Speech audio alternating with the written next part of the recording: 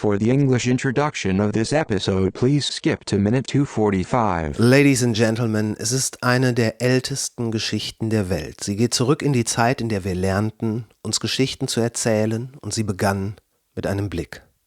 In den Wäldern der Steinzeit begegneten sich zwei Jäger, und der eine erkannte im anderen sich selbst. Der Wolf und der Mensch, beide Rudeltiere, beide Nomaden, beide getrieben zu leben und zu überleben. Nach Jahrtausenden mündlicher Überlieferung und ein paar Jahrhunderten schriftlicher Geschichte bleibt der Wolf die mächtigste Projektionsfläche für alles, was der Mensch wahlweise fürchtet oder zu sein anstrebt. Für die gläubigen Bauern in mittelalterlichen Dörfern ein todbringender Gesandter des Teufels, für die demografisch gebeutelten Bauern in den Dörfern am Rande der Postmoderne eine Schikane der EU.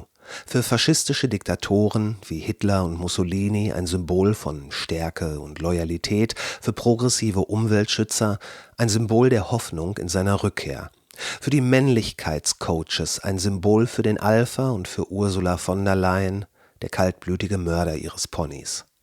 Der Wolf, dieser vertraute Fremde, durchstreift bis heute das Hinterland unserer Fantasie. 2022 trat mein heutiger Gast in die Fuß- oder besser Pfotenstapfen eines jungen Wolfes und begab sich auf eine fast 2000 Kilometer lange Reise durch das Hinterland Europas auf der Suche nach einer Geschichte, der Geschichte des Wolfes Slouch. Das mit einem GPS-Tracker ausgestattete Tier zog es, was immer es auch sein mag, 10 Jahre zuvor durch Slowenien, die österreichischen Alpen bis nach Norditalien, wo er auf die Wölfin Juliette traf, um hier, nahe des Denkmals des letzten geschossenen Wolfes, die Renaissance des Canis Lupus zu begründen. Es ist eine Liebesgeschichte.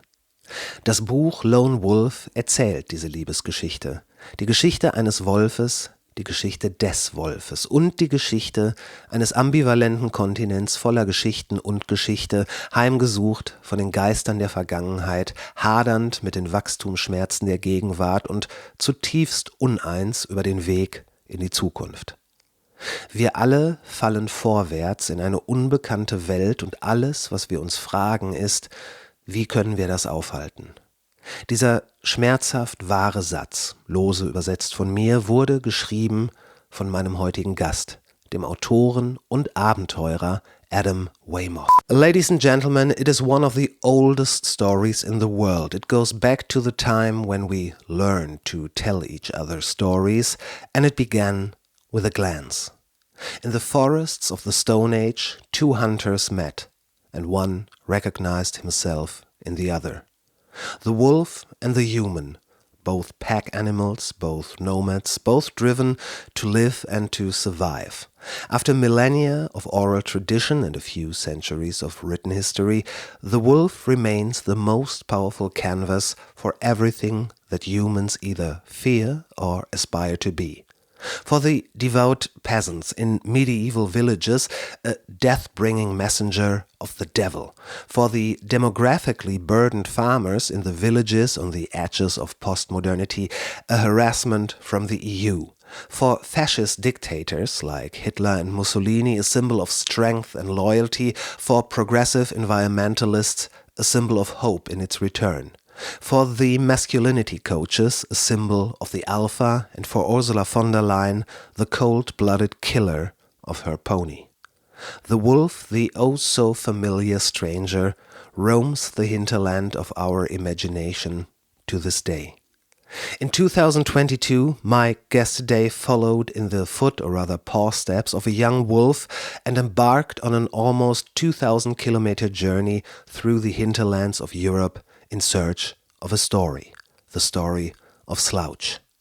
Equipped with a GPS collar, this creature was drawn 10 years earlier through Slovenia, the Austrian Alps, all the way to northern Italy, where he met the she-wolf Juliette to establish here, near the monument to the last wolf shut, the vanguard of a lupine renaissance. This is clearly a love story. The book Lone Wolf tells this love story, the story of a wolf the story of the wolf, and the story of an ambivalent continent full of stories and history, haunted by the ghosts of the past, struggling with the growing pains of the present, and deeply divided about the path into the future. We are all plunging forward into an uncharted world, and the only fantasy is that we can stop it. This painfully true sentence was written by my guest today, the writer and adventurer Adam Weymouth. Ladies and gentlemen, yeah!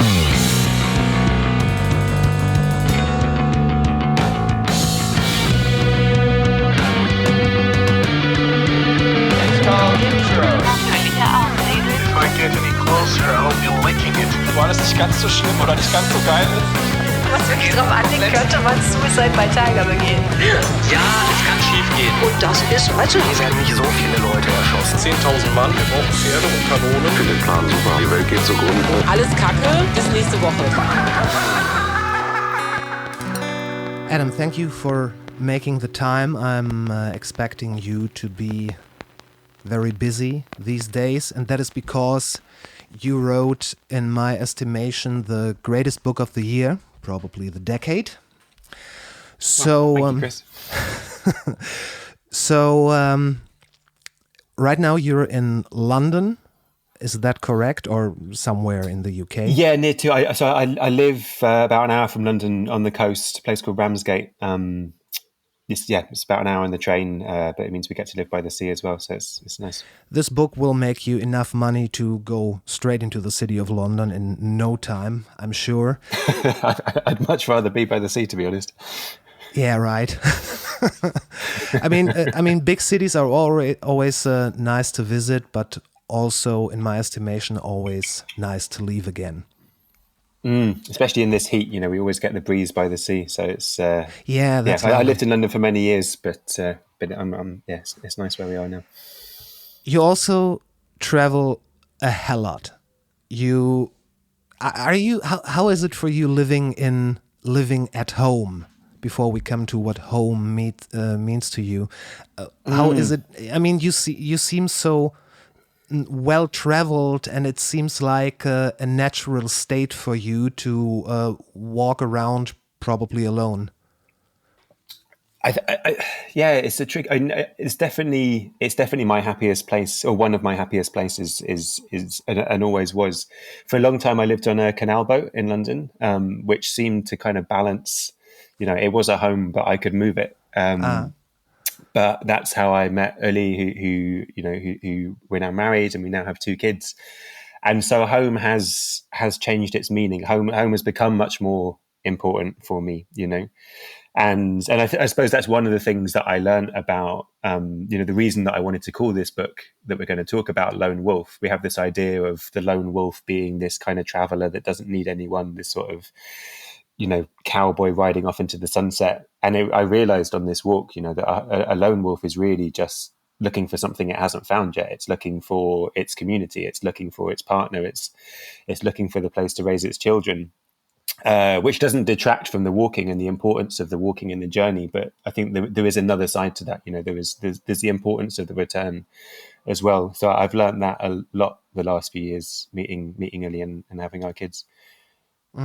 There are many misconceptions about the wolf as a mythical persona, even. But I'm sure if you would have called the book not just Lone Wolf, but The Lone Wolf, and probably change the subtitle to Stoic Masculinity and the Wonders of Leadership, it would have been a fitting title, misconcepted, but still.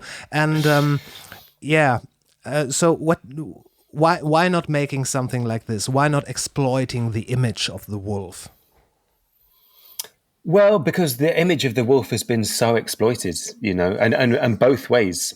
Both ways, the wolf has been persecuted for forever, since we first settled, since we first became herders. The wolf has been persecuted and has been given this image. As soon as Jesus became associated with the lamb, then the wolf became the devil, the devil's hound.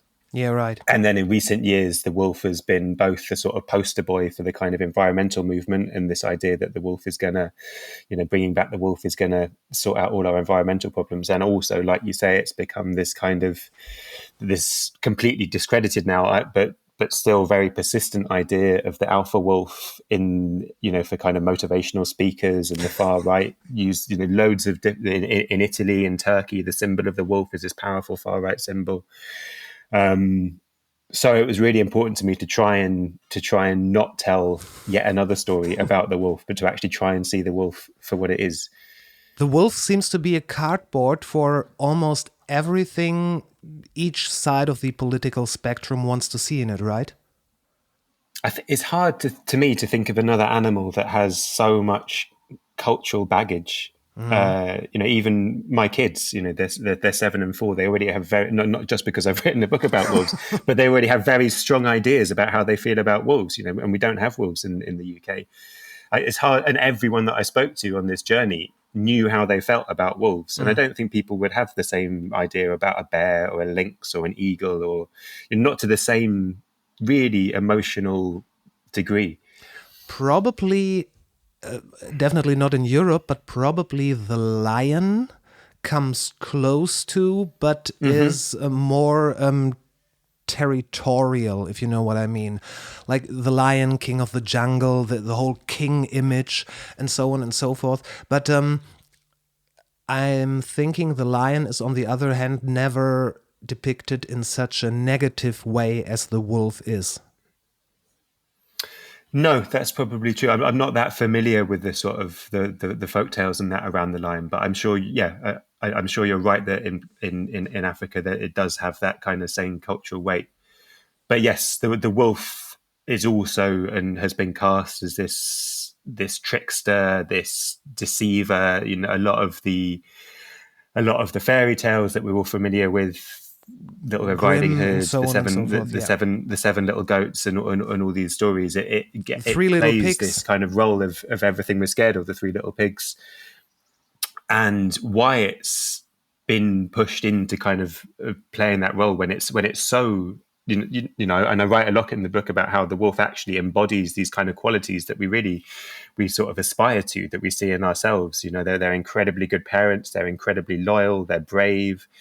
They're incredibly community minded. That they have all these characteristics that we think we want to aspire to, and yet we've made them play this kind of role in our stories. But I think we're almost too close in some ways that we have to kind of denigrate them, because actually, they're what we aspire to be.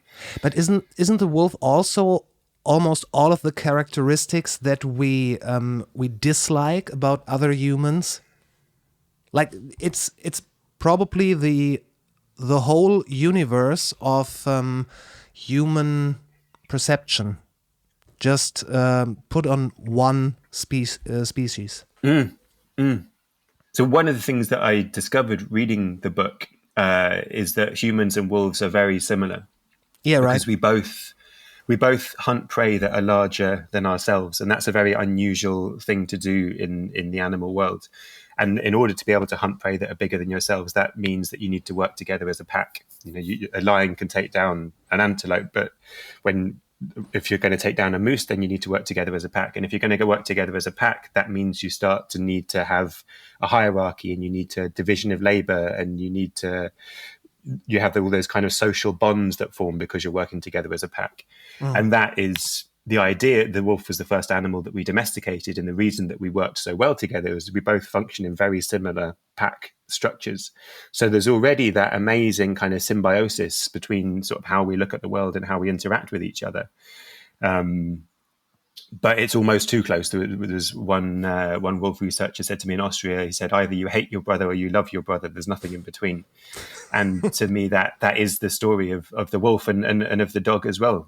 Essentially the same animal, but one we've decided to bring into our homes, and the other is we've decided to ostracize.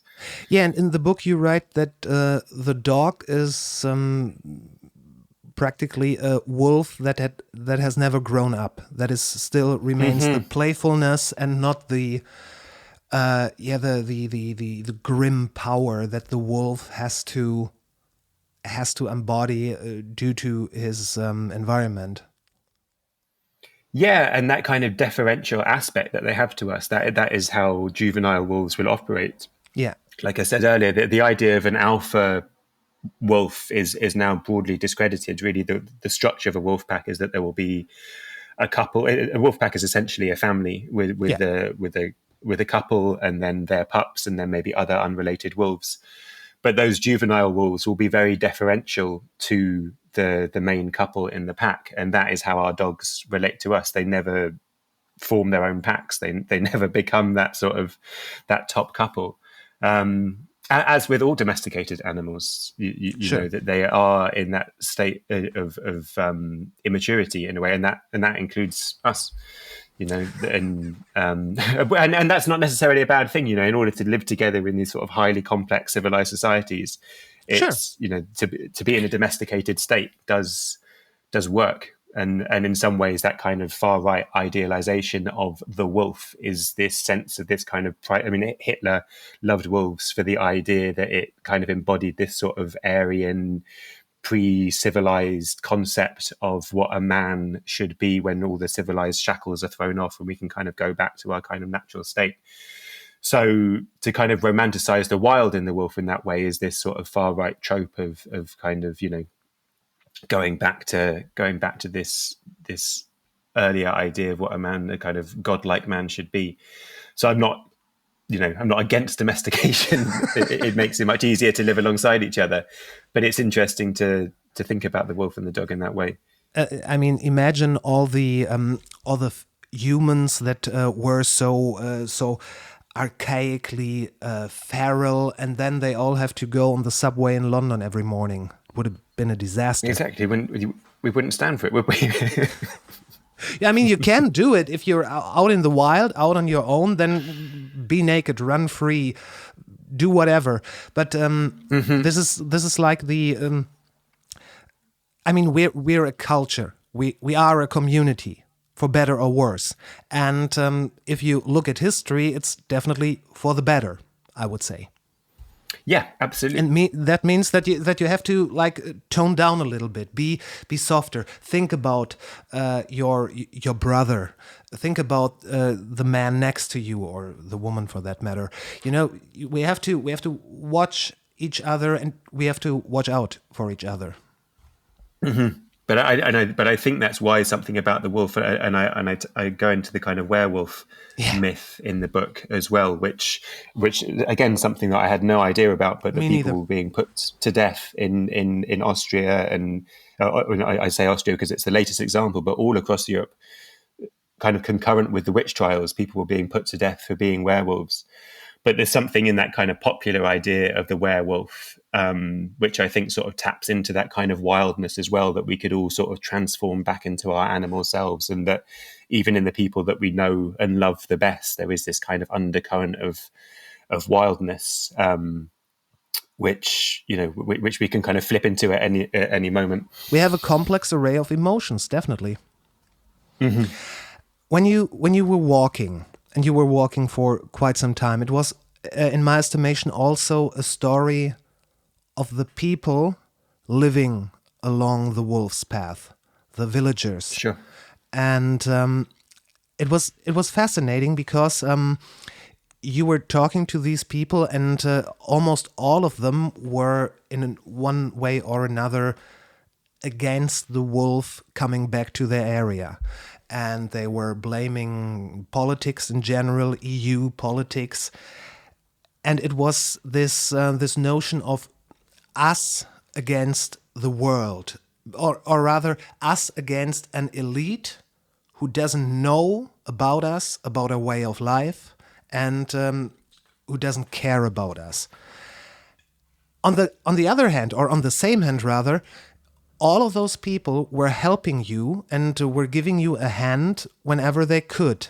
So they were all kind of lovely to you, right? Mm-hmm. What absolutely. How did you cope with that? I mean, I think I'm aware that,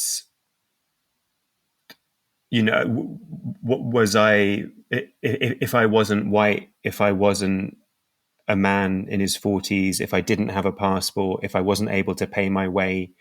I can see that, I received a certain level of hospitality along that way, probably because of certain privileges that I have. And, and I do kind of look, but one of the things that was interesting to me was the journey that this wolf walked was the very similar journey that a lot of refugees have made on foot across Europe. And obviously refugees are treated very differently to someone like myself who's going for a nice hike in the Alps, right? So, but that aside, definitely there was this level of hospitality that I found to be amazing. The sort of, it's one of the things that I think about a lot, because these mountain cultures that I was visiting, whether it was in, Slovenia, where they still had these very kind of traditional local carnivals, or these sort of remote villages in Austria, or these kind of shepherding communities in Italy that still herd sheep and cows in very traditional ways and practice the transhumance, where they walk with their cows up into the pastures all summer. It's beautiful, and I can't, I often say that as much as we're in a kind of biodiversity crisis at the moment, we're also in a crisis of cultural diversity. We're losing these there's so many different ways of living on this earth, and we are losing them so rapidly. And some of these mountain communities are holding on to these sorts of cultures that we really admire. Yeah, and romanticize. These different ways, and romanticize for sure. But these different ways of understanding what it means to be a person on the planet. And I wonder, is it possible to hold on to these communities, but then without having a fear of outsiders? Is it possible to have both? Is it possible to create this kind of strong cultural identity, but without a fear of globalization, without a fear of migration, without a fear of the EU, or changing cultures or whatever it might be? And I think treading that line, that to me is a really interesting conflict. These communities that I was visiting in Italy that have these very strong kind of local dialects. Yeah. So that I spent a long time learning Italian before I started this book, and then I got to these farming communities, and Italian didn't count for anything because they were all speaking these this kind of German-ish. These sort of Exactly, yeah. This kind of Cimbri, it's called in Leyens, this sort of German-Italian hybrids. And that's amazing to me that people are still preserving their local language. But that seems to come at the expense of being quite xenophobic and quite, very... A lot of migrants are now being settled in Leyens, and generally there's very little public support for that. People fear that their culture is being diluted. And how do you, and whether or not that is true, that's definitely the feeling that people have, that their culture is under threat. And how do you balance that while allowing people to keep their personal traditions? I think is a really interesting. It's very easy to write off, these are people living in the countryside, they're all racist, they're all narrow-minded. Sure. There was a farmer in Slovenia. He said to me that the people in the cities think that our pain is just part of the consequence of progress, basically. And there's this idea that people in the cities are just going to ride roughshod over these kind of local communities, or say that they're stupid, say that they need to catch up.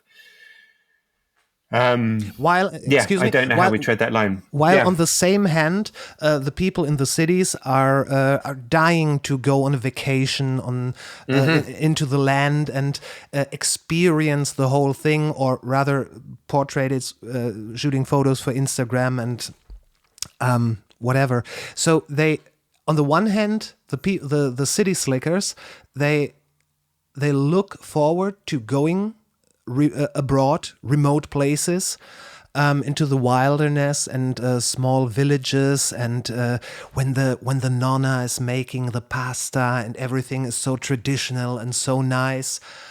On the other hand, there's preserving these cultures, these little trinkets of culture here and there, probably comes for the price that they go into some mode of protectionism. Right? Yeah, exactly. And this is one of the things that Modesto, who was this old Italian farmer, has about 200 cattle, lives up in the mountains all summer. It's like, the people in the cities want my organic mozzarella. They want my organic burrata. They don't want the mass industrial stuff. They want that, but now they want me to live with wolves as well. And it's like, this is and from his point of view, that's just not possible. In the book, that I argue that maybe it is possible, but I think the only way it is possible is by really listening to these people and hearing these people's concerns, and then working with them, not just telling them that they're stupid, which is generally how these debates seem to get framed at the moment. Yeah. Would you say there's a fundamental difference between almost the psyche of villagers living in the countryside and compared to city folk nowadays? Yeah, I mean, in some ways, it's not just an urban-rural divide, because one of the things that I saw in this journey is that most people that are now farming are kind of 60, 70 plus, well into retirement. I mean, I guess, again, that kind of comes from the mentality, but a lot of young people don't want to farm anymore. They're leaving for the cities. So you're also meeting people that are quite stuck in a way of life. This is how my grandparents did it, so this is how I'm going to do it. Yeah. It was notable to me that occasionally when I did meet young farmers, they were more open to trying to live alongside wolves and trying to do things in different ways. So I don't think it's just a rural-urban divide, but it's also that kind of generational divide.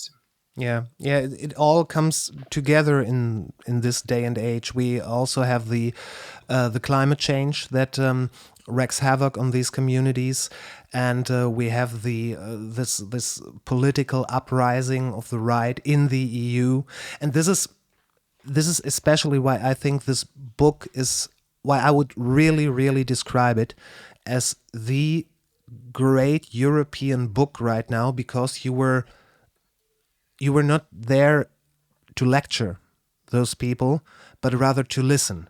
And I'm just guessing that many of the things they told you contradict your view of the world. Like you're a fan of the wolf, I would say. I mean, you walked his path, you sympathize with it, you feel his presence, if I can say so, or felt his presence. And then you go to these really nice people who are giving you shelter and food, and listen to their stories why they can't wait to shoot all the wolves in their area. And you were just listening. Mm-hmm.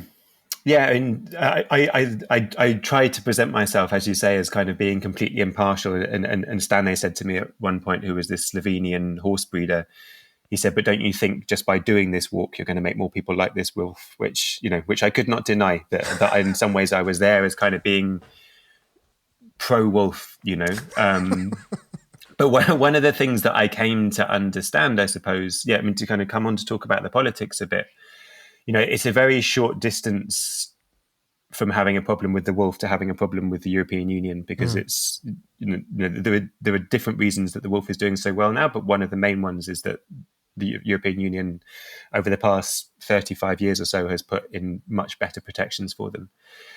And so in the countryside, populist and far-right politicians like the FPO in Austria are using the wolf as this kind of political symbol. And rather than encouraging farmers to protect their flocks, so I've met farmers that were trying to protect their flocks, and they were almost seen as traitors, because it seemed much better to kind of create the crisis, which would then allow these politicians to go to Brussels and say, actually, this is a disaster.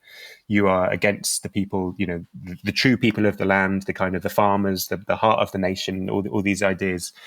And it's very easy to kind of create sort of a political story with that. And us lot who are pro-wolf are really feeding that narrative, and farmers, it's a small percentage. It's only 2% of the members of the European Union are farmers, but they represent this much bigger idea of what a country is, of what the kind of the land is. Yeah, feeding the people of the land, by the land, exactly. And all of this. Yeah. And we've seen that a lot with farmers' protests, kind of all across Europe and in North America as well. Germany, it stirs this much bigger idea. And so to just, and I am supportive of the wolf, and I do think the wolf should have a place, and I do think it's possible to live alongside it. But to just come in with that idea without listening to the other side, it is just feeding that narrative that the far right is so adept at using to gather votes. Yeah, I feel like the progressive side of the political spectrum is kind of busy critiquing the right, but not coming up with like really thought through solutions. And of course, I can get behind the idea that a wolf population is fine in the areas where I only read about. Mm-hmm. But there is a point to be made that wolf kill sheep, livestock, and so on and so forth. And I think these people feel like they don't have a seat on the table when the discussion began. And probably because they didn't want a seat on the table when the discussion began, because they have made up their mind anyway. And yeah, right now the political right seems to use the image of the wolf, as you so eloquently put it, from the hinterlands of our imagination as the ultimate scapegoat, just like the asylum seekers, migration, and so on and so forth. So this is just a camouflaging of the real problem. Mm-hmm. Yeah, exactly. And we can talk, and then what seems to happen is and this is now happening in the European Union as the protection for the wolf has kind of been rolled back in the last couple of months. Is it? And yeah, so they've now been downgraded. So about 3 years ago, a wolf in Saxony made the terrible political choice of eating Ursula von der Leyen's favorite horse. Yeah, I read. And I was so laughing so hard. Your words were, for the first time in the book, your words were dripping with sarcasm. I don't think you have to be open-minded to everyone, right? I think politicians, it's okay. You don't have to be impartial about politicians. And that set in motion this chain of events, which has led this spring to the wolf now being downgraded. Not completely, but it's gone from being, under the Habitats Directive, it's gone from being strictly protected to protected, which means it is now easier to shoot a wolf. And you've already had Macron last week now said that more wolves need to be culled in France. It's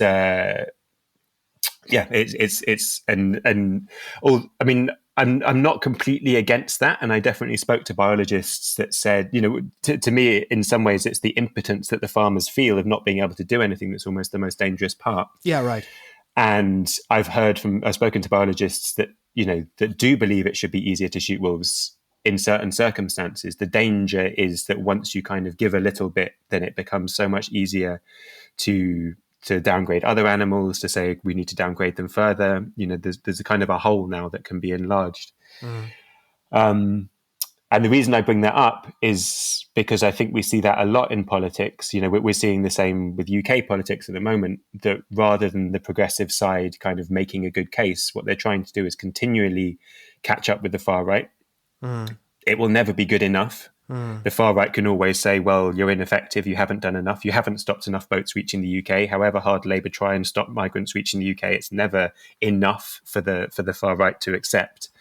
And so you're kind of caught in this trap. And I think exactly the same thing is going to happen with the wolves. There's been a concession now. The far right will say, well, wolves are still eating sheep. There will be more downgrading of the wolf. The far right will say, well, it's still not enough. And you have the only way is to make this really strong case that actually it is possible, or to work with the farmers and to show how it can be done well, not to just try and catch up all the time to sort of fulfill this impossible narrative. Yeah, I can see this in German politics as well, and in European politics, in North American politics. Probably in politics everywhere, that the right and the far right are just, they are the one dictating the narrative, and the progressive side just wants to catch up. And this is exactly what I mean when I say they don't. the progressive side doesn't seem to have a real vision of what they do, like proactive doing.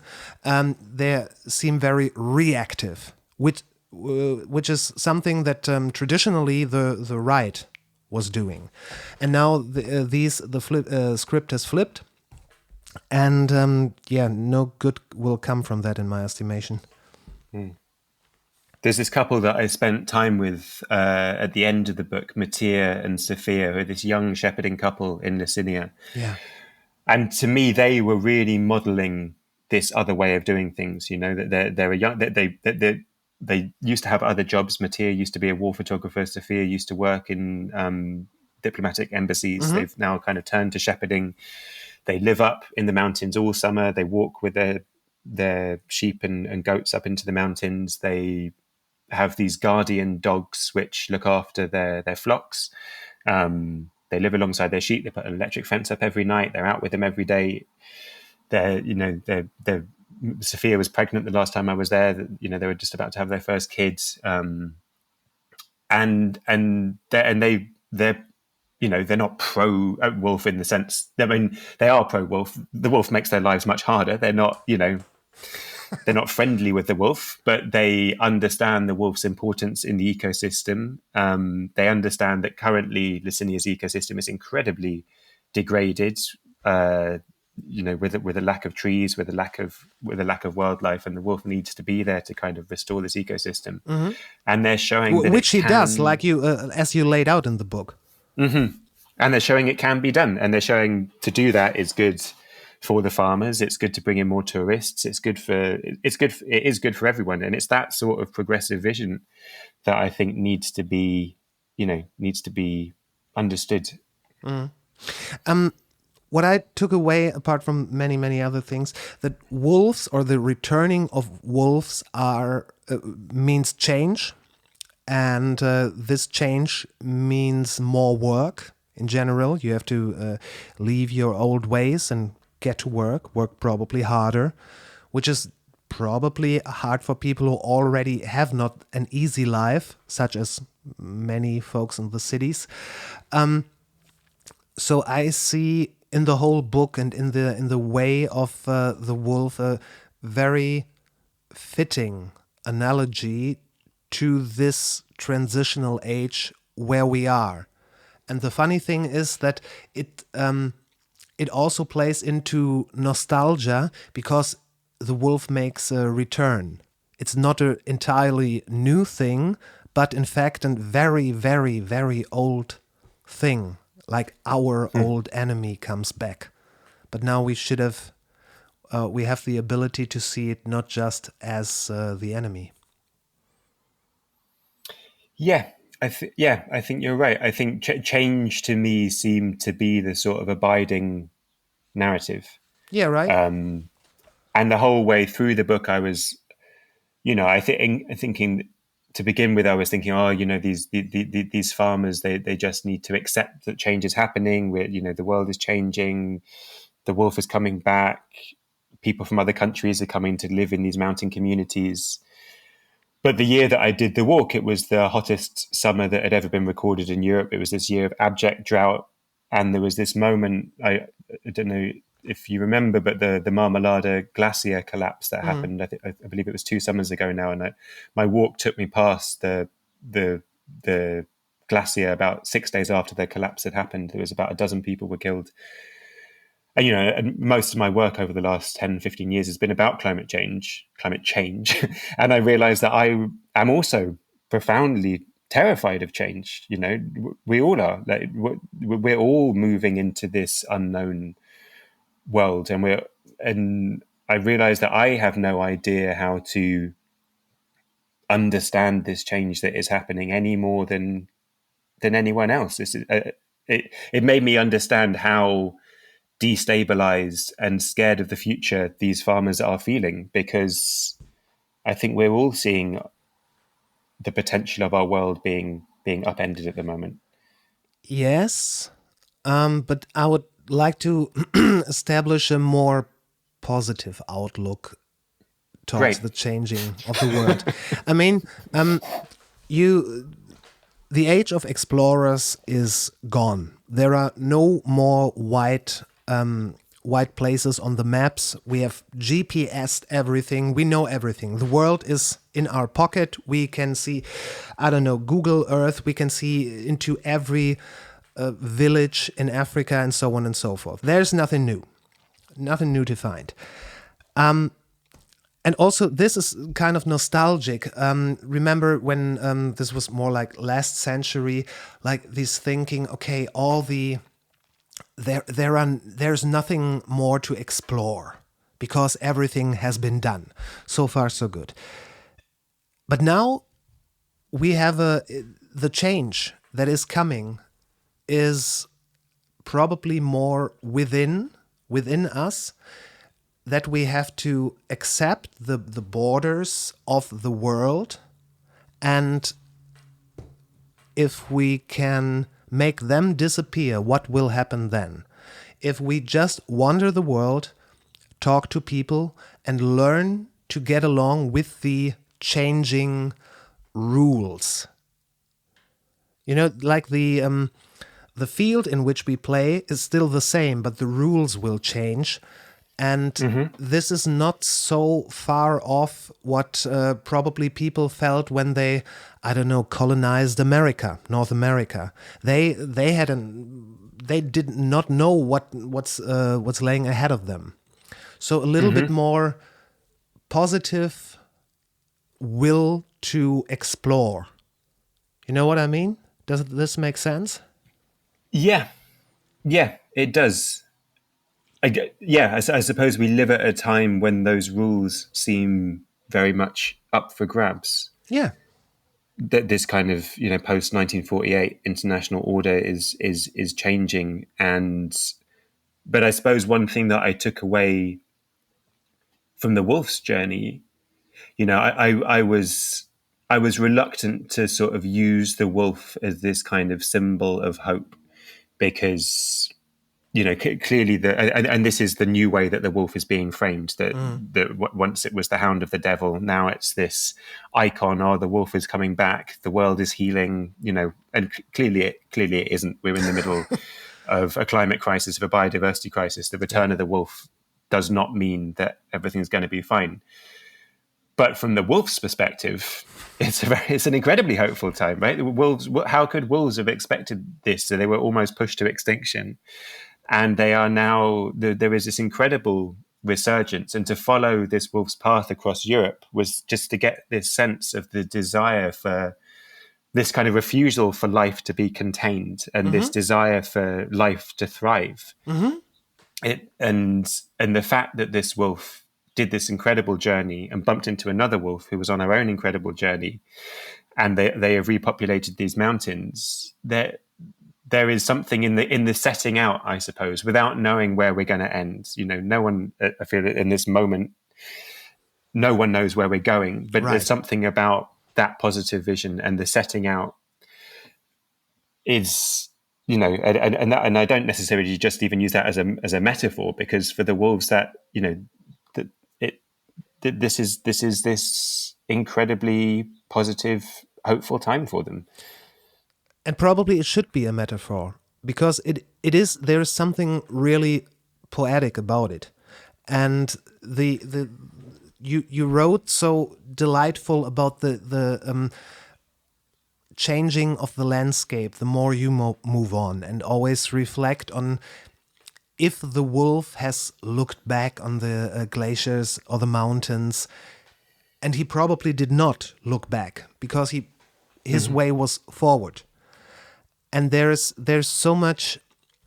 I have to get back to this word poetry in this book, and it's not like there are many answers or solid plans to take from, but the whole atmosphere of the book, the whole atmosphere of a journey, of meeting people, of talking to them, and then. I mean, there were probably villages where you said, okay, my God, it's so nice here, I will stay here. I don't care about the wolf anymore. I will eat good food, fresh pasta or whatever, and just stay here because it's so lovely.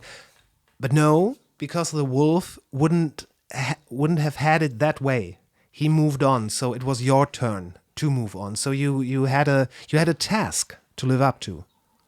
Mm-hmm. And this is very, very positive to me.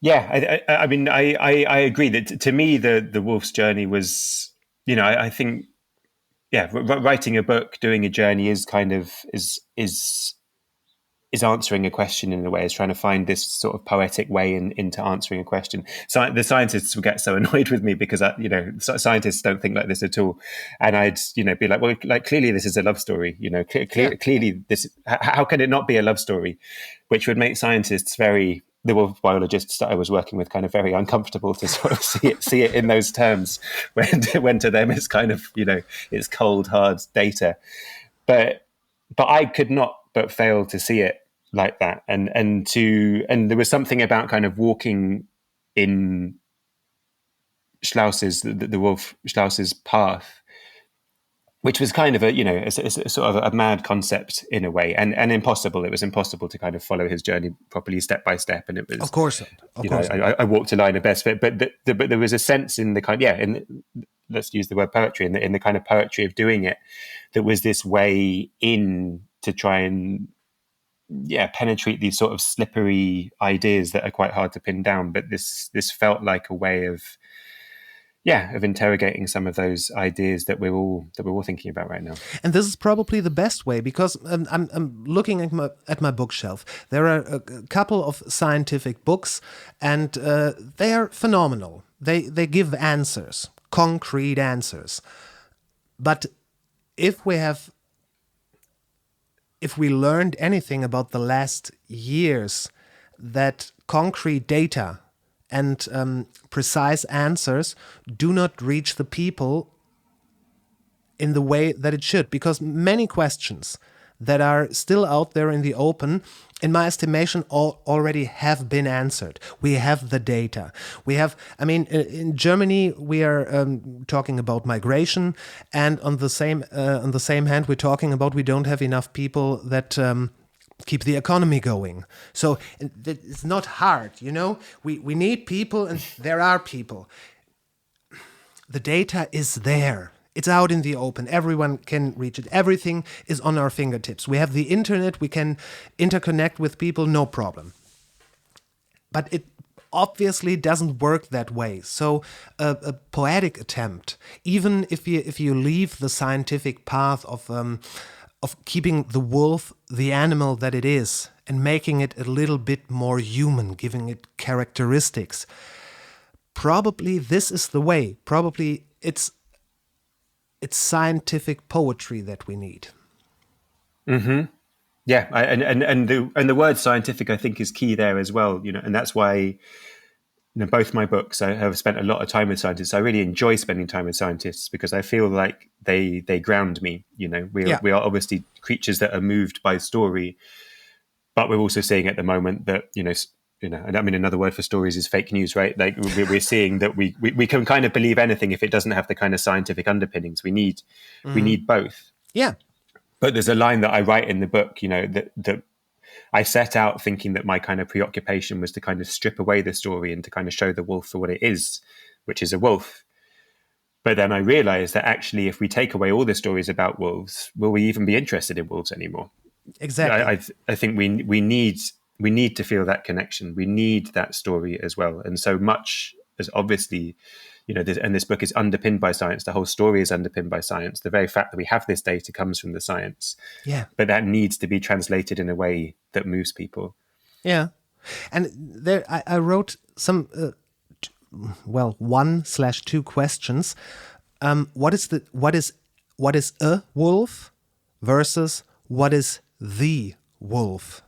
And I think the answers are very, very different, because a wolf is Canis lupus. It's a mammal, breeding, so on and so forth. But the wolf is so much more.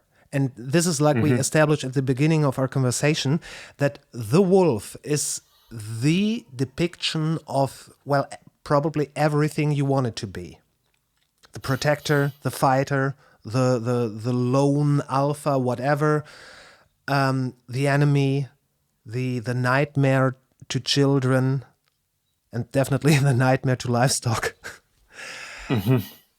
So yeah, this is the sort of scientific poetry that is really needed, in my estimation. And it's incredibly hard to square those two ideas, to look at a wolf, the animal, and then to even to be able to believe that it is also what you just described very well there, the wolf. It's very hard to put the two put the two ideas together, to see this individual animal can carry all this cultural weight with it. In Vienna, you were in the in this scientific lab where they studied the wolves. The Wolf Research Center. Wolf Research Center, right? And you were literally face to face with a wolf. How was that? It was an incredible experience. Yes, so this research center, the premise of it is set up to study the differences between wolves and dogs. And so they raise wolves and dogs in identical ways, which is outside, in packs, bottle fed from birth. And the idea is if you have the nurture element as equivalent, then you can look at the nature. And there's all sorts of research being done on how wolves and dogs differ. You know, for example, a dog, when we touched on this earlier about dogs being wolves that haven't grown up, dogs like to be led. They like to be told what to do. Wolves do not like to be told what to do. They like to be equals, and sometimes they like to take the lead themselves. Kurt, who used to be the one of the heads there, told me that, you know, a dog will understand that if there's food on the table, that's your food, not the dog's food. A wolf will never accept that. You know, they have these fundamental differences in their character. So I went to and in doing that, they hope to try and understand better how the wolf came to be domesticated. As I said, it was the first animal that we'd ever domesticated. We've had this kind of 20,000 year long relationship with this animal. It was the very first animal, in some ways, that sort of liberated us from our human nature and allowed us, you know, and it led the domestication of the other animals and the domestication of the plants and everything we see around us today. In some ways, it was that first sense of kind of using nature. And so this centre is set up to try and understand a lot of that. And I was invited there by Kurt, and I was taken into this enclosure with this wolf called Wombly, quite an old wolf now, with his two handlers and with Kurt. And I got to meet this wolf. And in some ways, you feel like you understand it, because you know, when it wags its tail or pricks its ears, it feels like every dog you've ever met. You know? And I think, again, that's the fascination with the wolf. We think we understand them in some ways because we think we understand their body language, and we do to an extent.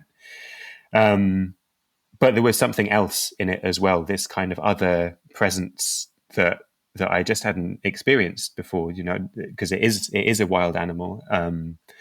And it was, yeah, there was something, it felt like it was operating on this kind of other higher level in some way. It was, yeah, it was a very profound moment.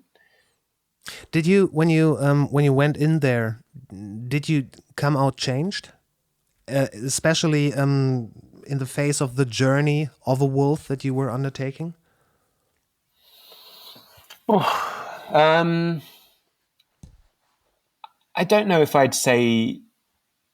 I think the whole journey was a process of change, and this was probably one part of it, of trying to understand. Yeah, trying to understand this animal better, and I suppose in some ways understanding that I would never understand this animal. You know, I went out several times in Italy with this photographer trying to sort of see wolves in the wild with kind of varying, I don't want to spoil the ending, but sort of with varying degrees of success. But it's true to say that, you know, I never got to kind of really experience or see a wild wolf, but in some ways that didn't matter, I suppose, because, yeah, perhaps to use your sort of terminology, the book is more about the wolf in a way than it is about a wolf, or at least it's about this kind of blend of the two. But I suppose seeing this wolf Wombly at this research center, it reminded me kind of what the project was about. That actually, at the end of the day, it's about this animal. It's about this animal that has had such a hold over our imaginations for so long. Mm. Did you described that when you were walking about through the mountains, valleys, and forests, you were more often than less sleeping just under the stars, right? Just putting your backpack somewhere and going to sleep. Yeah. Does it ever occur to you that it could be dangerous if there were wolves in the premise seeing you sleeping there? And my last book was about Alaska. The Yukon River, right? And yeah, we did a canoe trip down the Yukon River looking at the disappearance of the salmon. How many kilometers? Yeah. 2,000 miles. So what's that, about 3,000 kilometers? Yeah, probably more. So a trip. Air quotes. Just a little canoeing, The idea was, it was to do the length of the longest salmon run in the world, and to look at how the disappearance of the salmon is changing the lives of the people that live on the river. But sleeping outside there I was much more nervous of the grizzly bears than anything else. And there's wolves around as well, but you really never think about the wolves because of the bears. Okay. So Europe feels quite relaxing in that sense, I think. You're not, but really, it. And again, this is another myth that has been put out about wolves, is that they would never hurt a person. There are instances of wolves hurting and killing people. There's been 6 people killed in Europe since the beginning of the 20th century. 2 people killed in the United States since the beginning of the 21st century. Mm-hmm. And definitely in the past, when we had a very different relationship with the animal, when we were used to sending 9-year-old boys out with the sheep for, up into the mountains on the edge of forests, these things would happen. I imagine, much more than now. And one of the things that I uncovered researching the book was how prevalent rabid wolves have been, and these terrible instances of wolves with rabies attacking villages and, killing several people, and then other people that were bitten then getting rabies and having these terrible deaths in ways that you can well believe that, in a kind of oral culture, those stories would get passed down for generations and generations. A whole village destroyed by this kind of mad animal. So, it's not true to say that a wolf would never hurt a person. At the same time, we have a completely different relationship to nature now. Even Hubert, who's the main biologist in Slovenia that I worked with, has seen a wolf in the wild about 10 times in the course of his whole career, outside of the times that he's been trapping them, and he's out in the woods every day. Yeah. So no, there are far more things that are better to spend your time worrying about in the Alps, I think, than wolves. Yeah. Yeah, this is also what makes me think, I guess Europe is pretty safe to sleep somewhere in the air quotes outback, because there's not much going on, I would say. Dangerous. Yeah, I always feel safer. All my bad traveling experiences have come from people. Can you elaborate? And they are they're very few and far between. But a couple of run-ins we had with people on the Yukon River, people that were very drunk, that had guns. When I was younger, when I was 26, I spent a year walking from London to Istanbul. So I spent a year walking across Europe. And my only bad experience was with a policeman in Montenegro. So, whatever that means. Whatever that means. So yeah, generally I feel much safer away from people than than with people, you know. And again, to come back to what I said before, you know, I'm aware that I have certain privileges as being a white man, you know, and it's easier for me to perhaps travel by myself than for other people. But yeah, I you know, I often feel with these journeys kind of a basic sort of common sense and being careful where you sleep is. Yeah, I mean, there's nothing I enjoy more than putting a tent up somewhere and people not knowing where I am, really.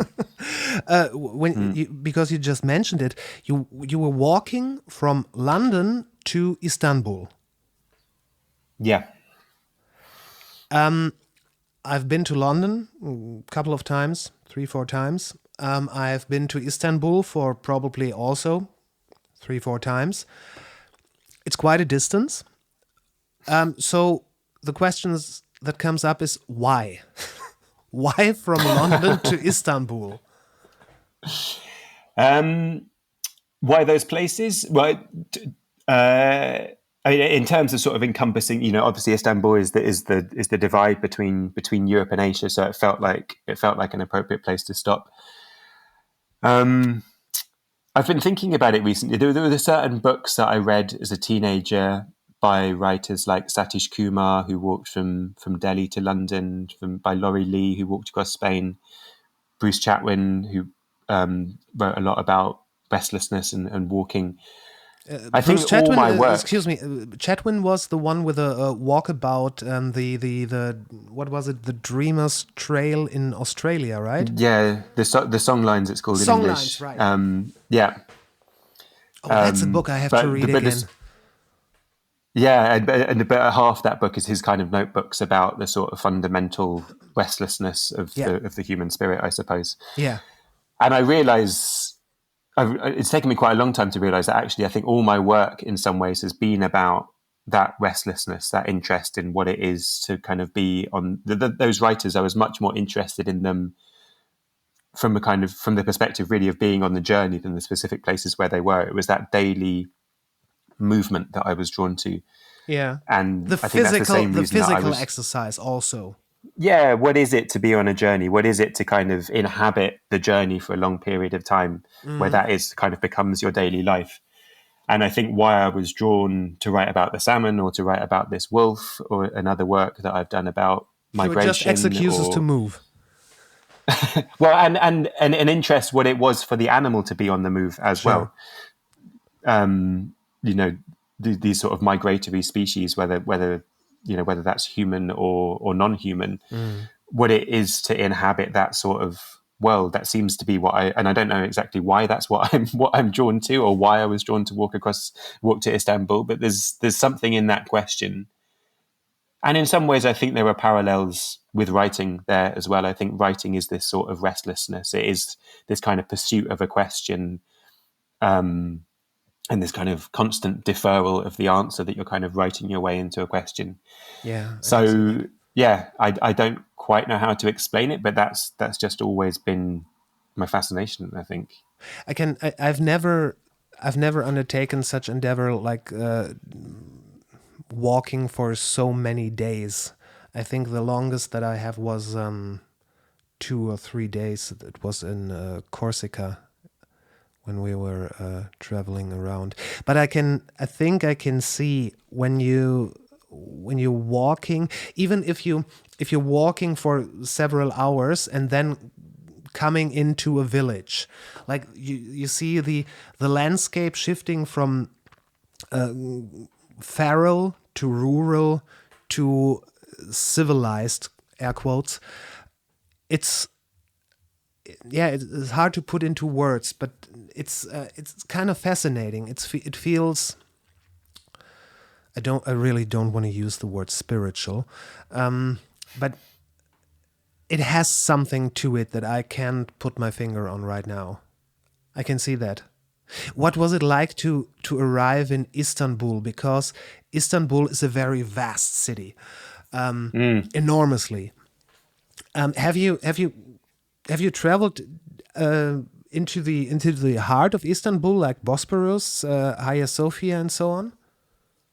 Yeah, so I finished my walk at the Bosphorus. That was the sort of finish Yeah? line. What was that feeling like when you were standing at the Bosporus looking to Asia, if you want to, and seeing all these? I mean, the differences alone. See, having the skyline of London in mind and seeing the skyline of Istanbul. What was that?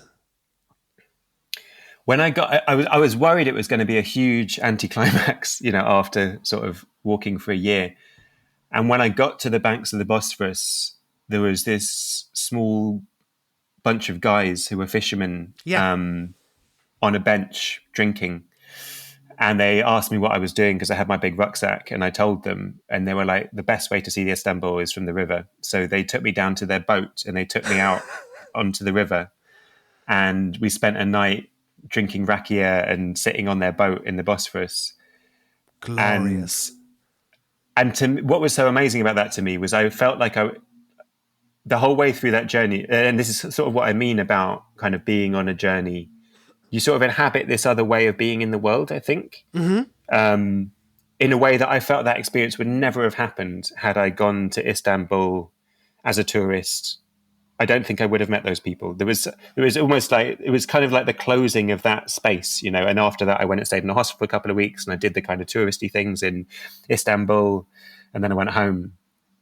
But, I don't, I don't know. It's like in London, you don't have those kind of weird encounters with strangers in London because you're just in London doing your thing. And, but it felt, I don't know how to explain it without sounding really wafty, but it felt like go ahead. They could sense that I was in, that we were that I was still in that space. I was still in that kind of space of being on the journey, and to kind of come back to talk about this, but to me, that's one of the most important reasons to kind of research in this way, to do this journey like this, because I do think it opens you up to these encounters because you're on a journey. I think people connect you, and to give the first time I went to Alaska, I was there as a kind of traditional journalist, and I would fly into these little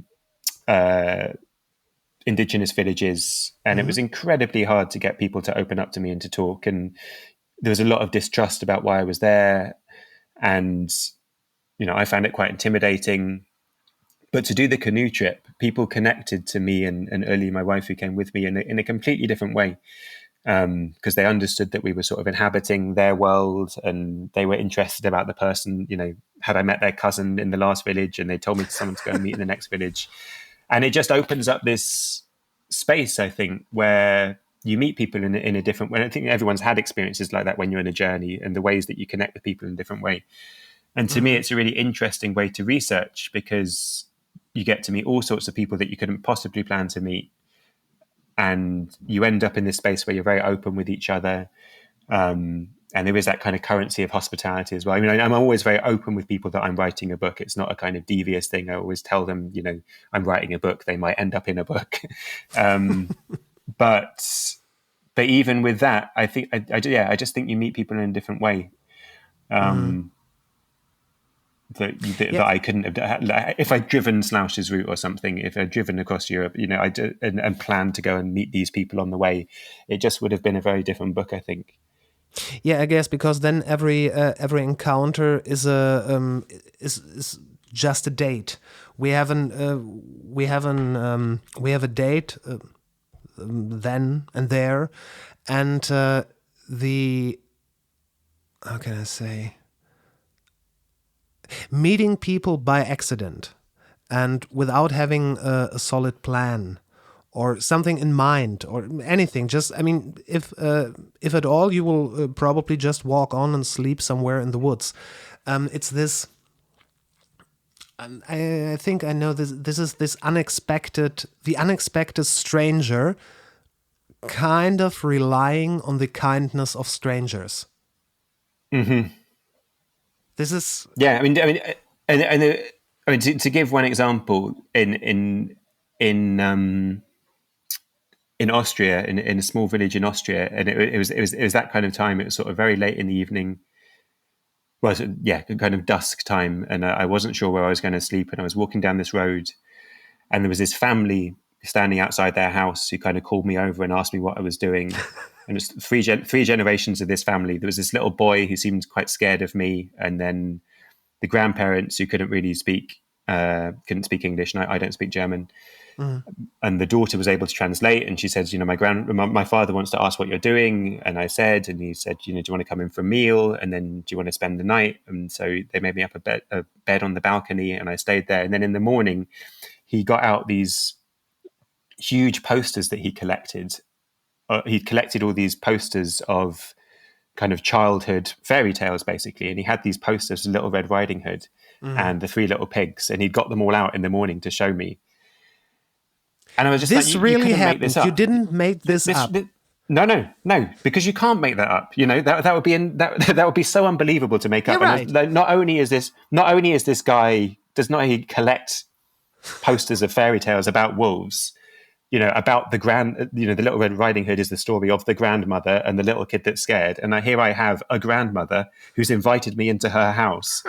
Who is also very telling me about how she's really scared of refugees and about strangers coming into their, the whole metaphor and the story and everything just coalesces into this chapter. And I'm like, okay, well, this is the chapter where I'm going to write about the fairy tale and the importance of the wolf. And, but you could not plan that. I did not plan that. And you couldn't plan that, and it's only the sort of being on a journey it's those coincidences that happen that sort of breathe the life into it, I think. Yeah, definitely. It's or the chapter in I don't know how to pronounce it. Cerkno with this. The whole scenery with the carnival, with the costumes, with the old rituals. This also kind of archaic visual. This was like the opening to a movie. And this all you haven't planned this also, right? Like to be there when this happens, or did you? I knew it was going to happen. I knew that carnival was happening, so I kind of scheduled my itinerary in order to pass through at that time. Got you. Because these encounters, I mean, at the end of the day, you're walking for a very long time. Most of the time, you're alone with yourself, with nature, with your thoughts. Maybe some thoughts about the wolf and so on and so forth. This is probably a very short book, but the encounters with the humans, this is what makes this so interesting, so worthwhile reading. And this is really why I say it's my book of the year. What can you do? It's so beautifully written. It's great. It's great. Thank you, Chris. What's next up for you? Well, I'm trying to come up with a plan at the moment. One thing Uli and I would really like to do would be to take the kids on a long trip. They're 7 and 4 now, and there's something about, when we did the journey across Alaska or when I walked to Istanbul, I was so kind of sort of what I've been talking about. I was so in that journey. There was nowhere else that I wanted to be. And you really kind of inhabit that journey. There was something about doing this book. And as I say in the foreword, I did it in several sections because I wanted to be at home with the kids. And even when I'm away for sort of 3-4 weeks at a time, half of me is in my mind is back home with with my kids, where I also want to be now. With a pack, with a little. With a pack, exactly. Yeah. And you're quite split. I need to make sure that I camp somewhere where I've got phone reception so I can call home and read a bedtime story or whatever it is. Really? And I mean, because it's I've always sort of. I've never really missed anyone before, and then you suddenly have these two people in your life, and you really miss them. So in some ways, bringing my pack with me feels like the way to kind of really inhabit a journey again. And I love the idea of being able to show them that some of that kind of daily rhythm. And we've been talking about maybe doing a journey with donkeys so that they could we'd have that sort of like a responsibility to them. Yeah, exactly. Yeah, so they could ride the donkeys if they get tired, and they'd have an animal to look after and have some responsibility. And so I don't know. That's one plan. That might be a year or two away, but yeah. And then I'm sort of casting around for another idea for a book as well. I want to write about hope, basically, About and whether hope. that's kind of whether that's traveling with kids or whatever it is. But I feel like we need more stories of hope. I couldn't agree more, but don't forget you already did. And I really hope that you said this book comes out in Germany next spring, right? That's right, March, I believe, yeah. March, okay. I will have to, maybe you can write me later who will be the publisher. I will get in contact with them. And probably we can talk again when it comes out, because I really, really think that this book can make,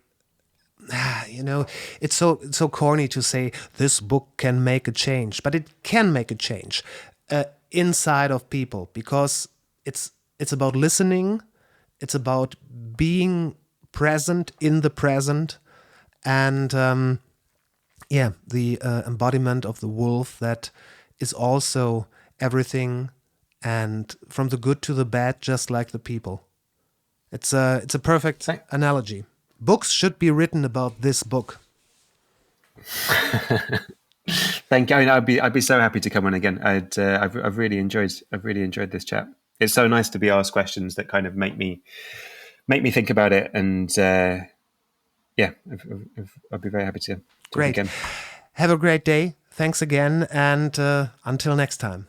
Thanks, Chris. And it's a wrap. Oder, wie wir auf Deutsch sagen, und wir sind raus. Und Ladies and Gentlemen, vielen Dank fürs Einschalten, Zuhören und dranbleiben. Ich hoffe sehr, ihr konntet was mitnehmen, wenn ihr das Buch gelesen habt. Wenn ihr vorhabt, das Buch zu lesen, und ihr solltet dieses Buch lesen, würde ich mich sehr freuen, ob ihr mir mitteilen könntet, ob ich mich irre, ob es nur an mir liegt oder ob es wirklich das beste Buch dieses Jahrzehnts ist.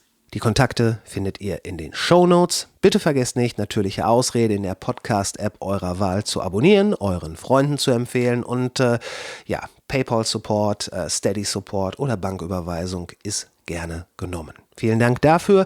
Wir hören uns nächsten Montag wieder. Bis dahin, was immer ihr tut, macht's gut. Bis später.